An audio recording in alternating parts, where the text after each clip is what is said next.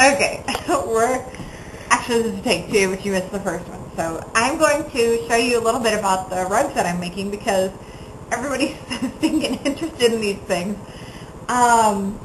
which is fine. I think that, they're boring, but if you want to see what I do, then I will show you. So, okay, the first thing that we do is we start with a good cameraman, apparently. And we start with jeans or denim or whatever material you want. I am using denim. This is my granddad's last pair of striped overalls, and I haven't had enough nerve to cut them up yet, but I still have them. They will eventually go into a rug. So once you get the jeans, you cut them into like 3-inch strips, which, as you can see in my my strip box, that I have them all already cut and rolled up and put inside here. I have all sorts of colors. I have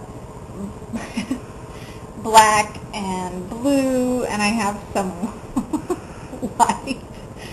And the cats think that this is their bed, so they like to sleep up here. But you can see I have lots of different kinds. I don't know if you can see in the box, actually. Not very well. Okay. So anyway, after you get them all rolled out, everywhere,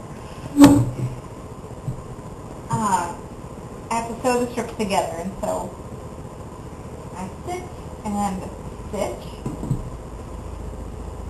And as you can see, the strips aren't very long, you're talking like a pant leg. And so you have to sew them together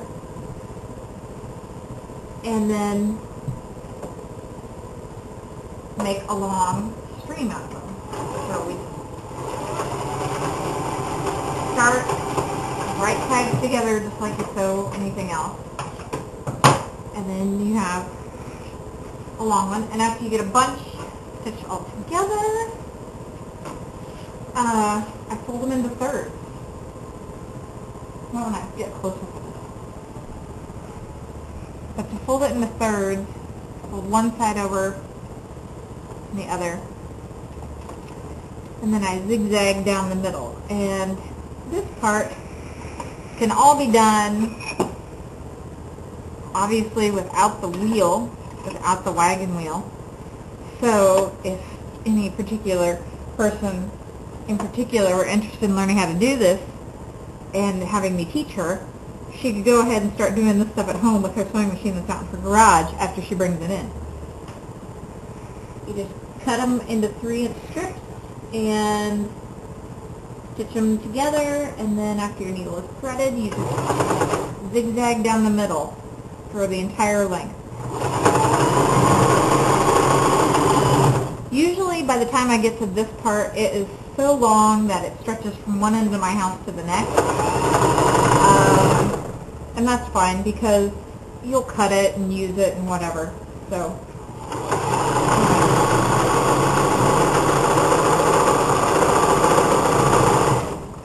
after it's all stitched together, we'll just stop there.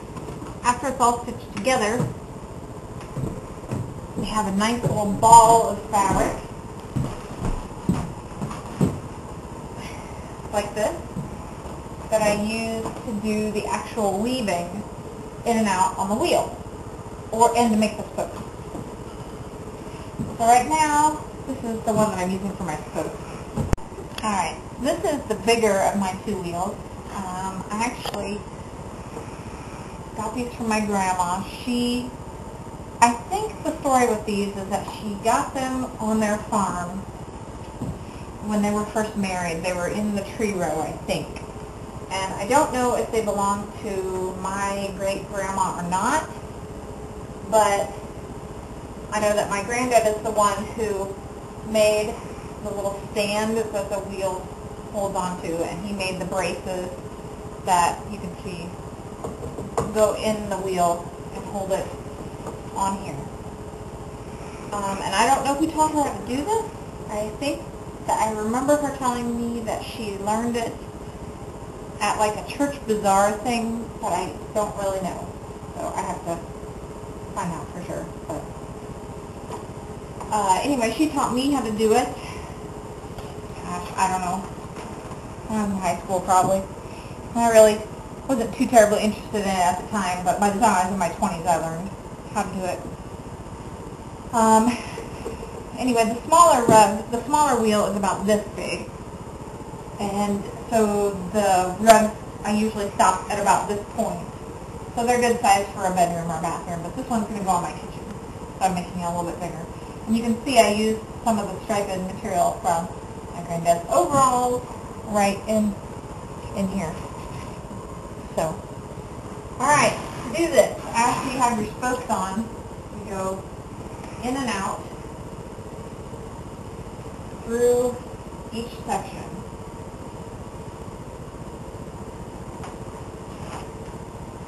And I think we're going to put my little fabric ball, so I always hold it in between my knees while I do this. Otherwise, it goes rolling across the floor. And let's get the fabric all straightened out, right side up, and really tight. The hardest part of this is keeping it tight, because if I have to go back later and pull it down and tighten it, then my circles are uneven, and it doesn't look right. It looks kind of weird. And so here we go. We'll go around and around, and when I get back to the other part, I'll show you how to do some new spokes. As you can see, I'm almost done with the wheel. I'm almost to here, which is my starting point, and then I'll be finished. All in all, it's been about a week since I started this, and I have put about 30 hours into it. That includes the stitching of the material and weaving it through. After I am completely done with the pulling, the weaving, I'll have to take the whole thing off the wheel and pin it all together around the edges, and then hand stitch each one together so that it doesn't unravel when it's on the floor. So, so that's this process. I'll show you, here we go, last one. And I'll show you when I'm all done how it looks on the floor.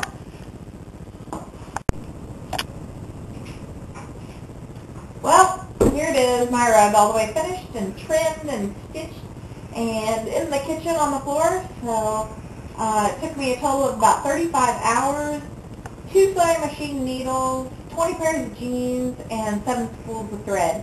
And it's finished. Should last me a long time. Bye.